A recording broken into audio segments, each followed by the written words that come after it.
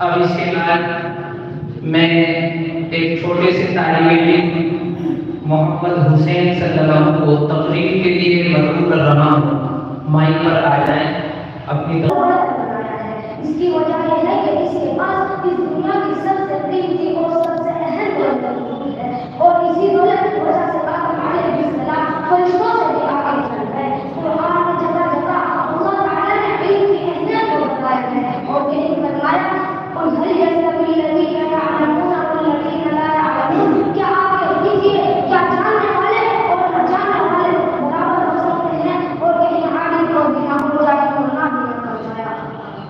چنانچہ ارشاد فرماتے ہیں قل هل يستوي الأعمى والبصير، کیا آپ یہ دیکھیے کیا اندھے اور دیکھنے والے دونوں برابر ہو سکتے ہیں؟ ہرگز ہرگز نہیں، کیونکہ علم کی مثال روشن جیسی ہے اور جہل کی مثال تاریکی، اور روشن اور تاریکی کبھی ایک دوسرے کے برابر نہیں ہو سکتی۔ برادران ملت، جس کے پاس علم ہے اس کے پاس اس دنیا کی سب سے قیمتی دولت موجود ہے، اور جس کے پاس علم نہیں اس کے پاس کچھ بھی نہیں، وہ زندگی کے موڑ پر بھٹکے گا۔ کہیں رسوائی ہوگی تو بے شک زندگی کا سامنا کرنا پڑے گا، بس یہ کہ وہ اس دنیا میں بھی خسارہ اور نقصان نہ ہوگا اور آخرت میں بھی خسارہ اور نقصان نہیں ہوگا۔ اس کے برخلاف اگر اس کے پاس علم ہے تو اس کی زندگی چین و سکون اور امن و آرام، چین و سکون، عزت و وقار کے ساتھ بسر ہوگی۔ وہ اپنی زندگی کی راہ چلنے میں کسی دوسرے کا محتاج نہ ہوگا اور وہ ہر کام میں کسی سے پوچھنے کی ضرورت نہیں ہوگی، بلکہ وہ اپنے سارے کام بغض لہو کے انجام دے گا اور دنیا اور آخرت میں دونوں جہان میں پوری کامیابی حاصل کرے گا۔ برادران اسلام، حدیث پاک میں اللہ کے رسول سرکار مدینہ شہنشاہ برا محمد مصطفیٰ صلی اللہ علیہ وسلم نے متعدد مقامات پر اس کی فضیلت بیان کی ہے، اور ایک حدیث میں ہے کہ جو شخص علم حاصل کرنے کے لیے چلتا ہے اللہ تعالیٰ اس کے لیے جنت کے راستے آسان کر دیتے ہیں، اور دوسری حدیث میں ہے کہ فرشتے طالب علم کے عطا فرشتیاں اپنے اسباب کو بدلنے ہوتا ہے اور اپنے گھروں کو بھی تعلیم دیتا ہے۔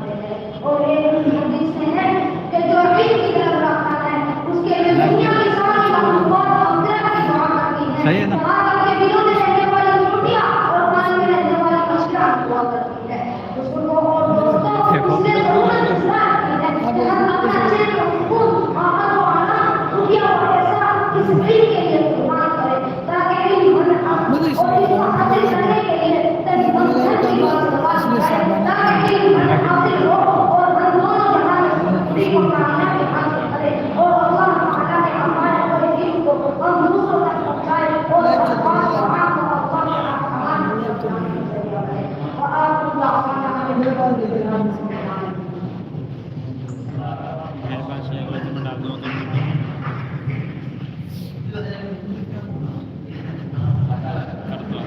میں ایک مرتبہ پھر یہ اعلان کر رہا ہوں، ہمارے مدرسے کے طلباء اور باہر سے آنے والے جو مہمانان نظام کمروں میں تشریف رکھتے ہیں یا باہر ادھر ادھر کھڑے ہیں، وہ فوراً مسجد میں آ جائیں، باضابطہ پروگرام شروع ہونے جا رہا ہے۔ نحمدہ ونصلی علی رسولہ الکریم، اما بعد۔ گلشن رشیدی کے نوخیز شگفتہ گلوں، آج کا یہ پروگرام تقریب ختم بخاری شریف کے عنوان سے منعقد ہو رہا ہے۔ اس لیے یہ سوال ہی ختم ہو جاتا ہے کہ یہ مجلس بابرکت اور روح پرور کیوں ہے؟ آج سے ٹھیک 1250 برس پہلے ازبکستان کے شہر بخارا کے عظیم محدث حضرت اسماعیل بن ابراہیم کے گھر میں ایک فرزند ارجمند کی ولادت ہوتی ہے۔ کچھ عرصے کے بعد اس بچے کی آنکھوں کی بینائی ختم ہو جاتی ہے اور والد بزرگوار کا سایہ بھی سر سے اٹھ جاتا ہے۔ اب یہ یتیم بچہ اپنی ماں کی آغوش میں پرورش پاتا ہے اور والدہ ماجدہ کے شب و روز غم اور الم میں گزرنے لگتے ہیں۔ خدا کا کرشمہ ہوتا ہے، ایک رات والدہ محترمہ خواب دیکھتی ہیں کہ حضرت ابراہیم علیہ السلام فرماتے ہیں، اے خاتون، تیرے رونے کی کثرت اور دعاؤں کی کثرت کی وجہ سے اللہ پاک نے تیرے فرزند کی بینائی واپس کر دی ہے۔ صبح ہوتی ہے تو خواب کی تصدیق ہو جاتی ہے۔ الغرض، اب یہ فرزند ارجمند بچپن کے تعلیمی مراحل مکتب میں طے کرتا ہے اور اسی دوران دل میں بات ڈالی جاتی ہے، یہ الہام ہوتا ہے کہ میں اللہ کے رسول صلی اللہ علیہ وسلم کی حدیثیں یاد کروں۔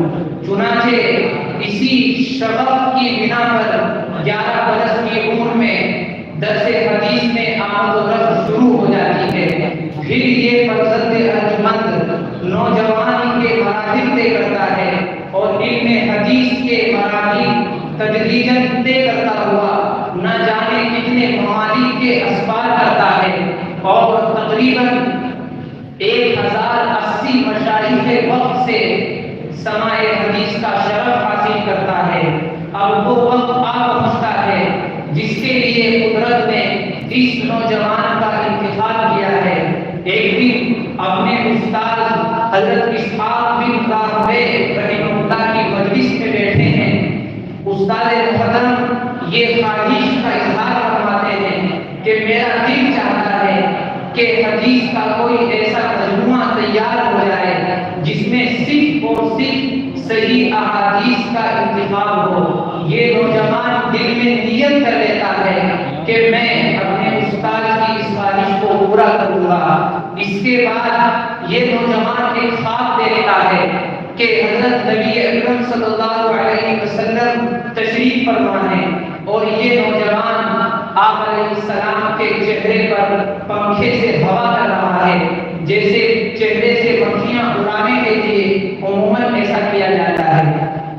خواب کی تعبیر واضح تھی کہ یہ نوجوان آپ علیہ السلام کی طرف منسوب ہونے والی غلط باتوں کو ختم کر دے۔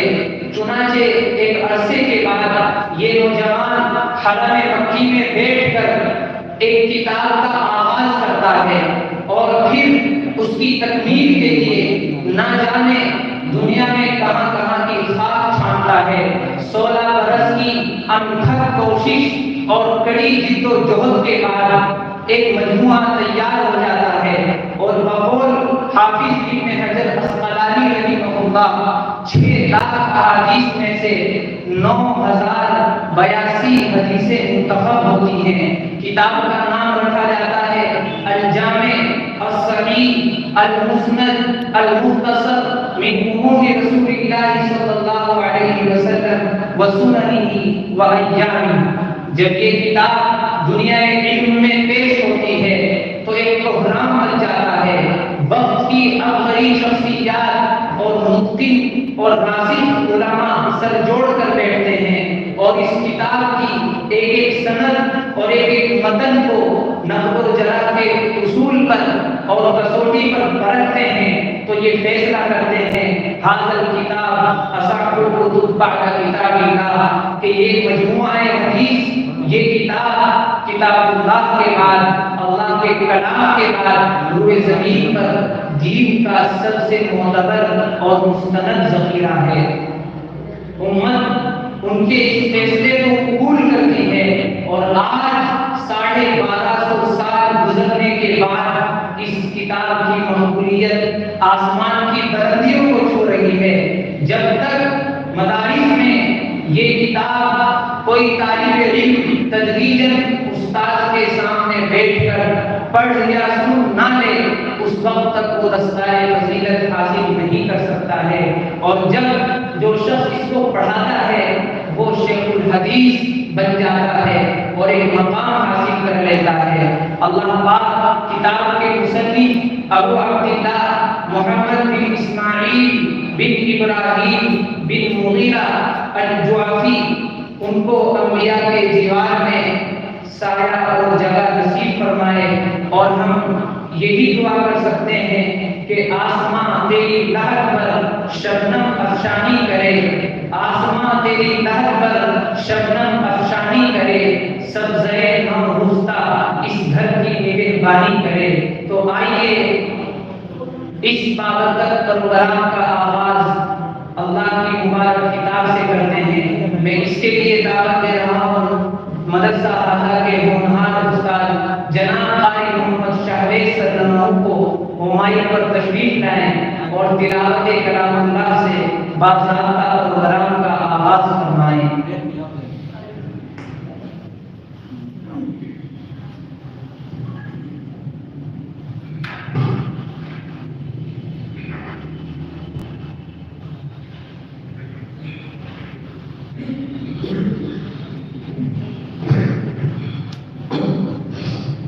لائٹ ہاری ہوا